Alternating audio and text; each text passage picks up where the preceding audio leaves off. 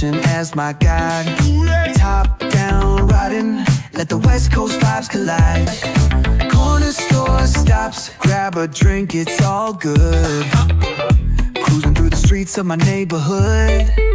Hey yo, West Coast West. नमस्कार माझ्या प्रिय मित्रांनो, बंधू आणि भगिनींनो.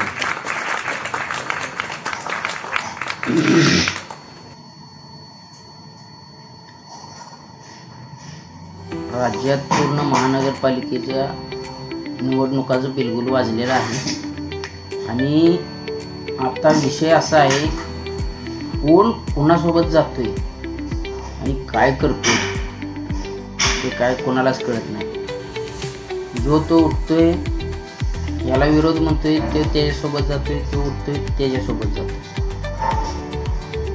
काय ह्या वाघाने तर सगळ्या महाराष्ट्राचं वाटोळ केलं.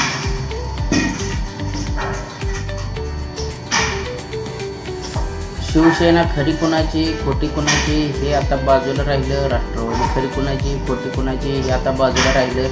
सगळा विषय गोल झाला आणि आता सत्तेतला कोण आणि विरोधातला कोण हेच तर पहिला मुद्दा कोणाला काय समजेना.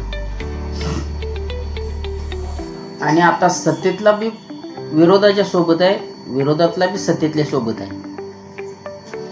जो कालपर्यंत एकामेकाला शिव्या घालत होता तो आज एका मंचावर आल्या.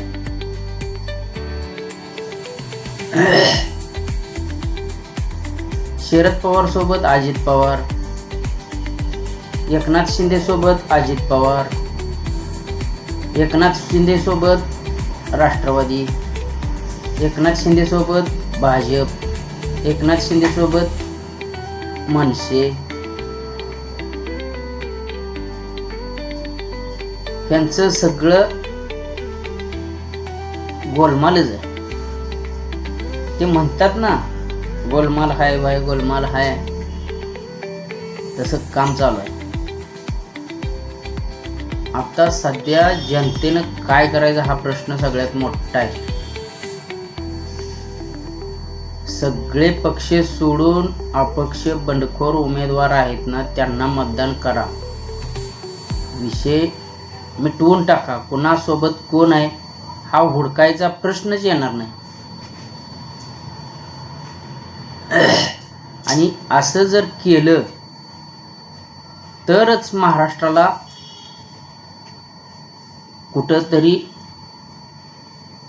पुढील दिशा मिळेल. आणि असं जर नाही केलं,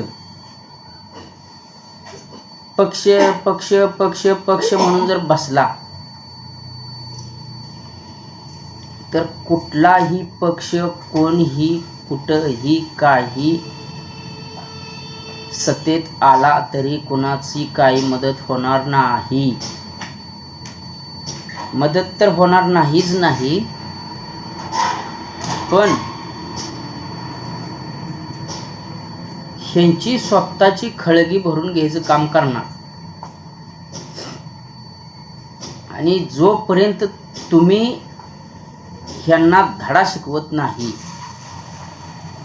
तोपर्यंत कुठलंच काय मार्गाला लागणार नाही.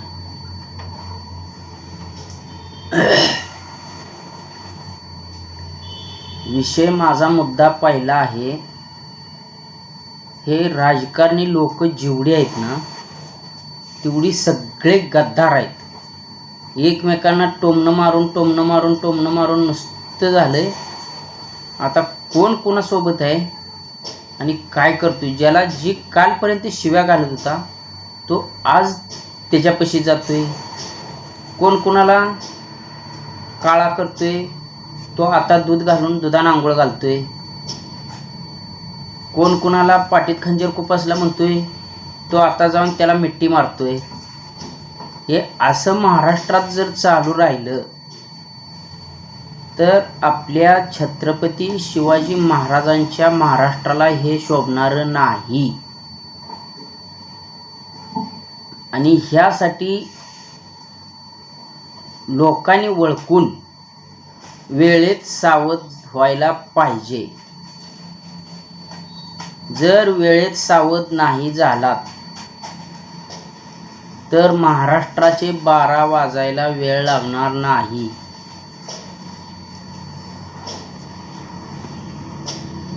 माझा मुद्दा मुळात हाच आहे, कोण कोणापाशी आहे म्हणण्यापेक्षा अरे ते स्वतः एकत्र लढतात, एकत्र राहतात, एका घरात 2 पार्ट्या बघतात, एका घरात 3 उमेदवार निवडून येतात. राष्ट्रवादीतनं कोण एक जातोय, एक शिवसेनेतनं जातोय, एक भाजपमधनं जातोय. आज उदाहरण जर घेतलं तर नारायण राणे कोकणातील सर्वात मोठं घराणे, एक राजकारणी घराणं आहे. तिथं तुम्ही बघितलं काय पराक्रम झाला, किती शोलेचा शो झाला. तिथं निलेश राणे शेवटी काय म्हणला,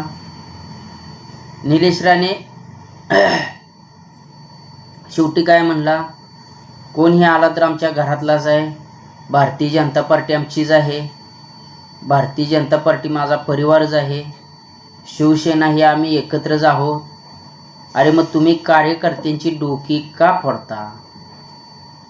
तुम्हाला एवढंच सगळं कळतं तर तुम्ही कार्यकर्त्यांची भांडणं का लावता स्वतःच्या स्वार्थासाठी?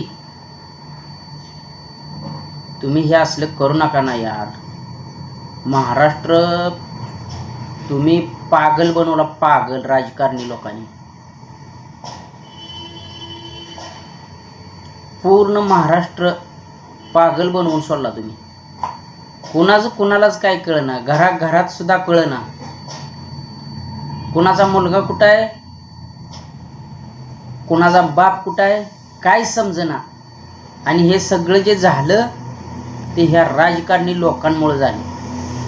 आणि ह्यांना जर धडा शिकवायचा असेल तर तुमच्याकडे एकच पर्याय, तो म्हणजे अपक्ष उमेदवार. कुठलाही अपक्ष असू द्या, अपक्ष उमेदवार बघायचा, शिक्का मारायचा, त्याला निवडून आणायचा, पक्ष निवांत सप्पय करायचं.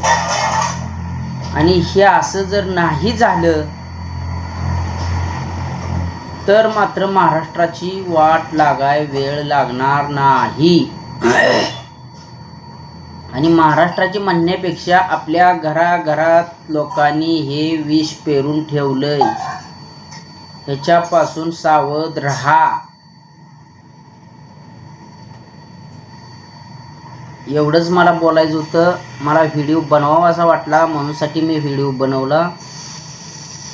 त्यात कोणाची भावना दुखवण्याचा हेतू माझा नाही. जर काय चुकीचं बोलून गेलो असलो तर माफ करा. जय महाराष्ट्र.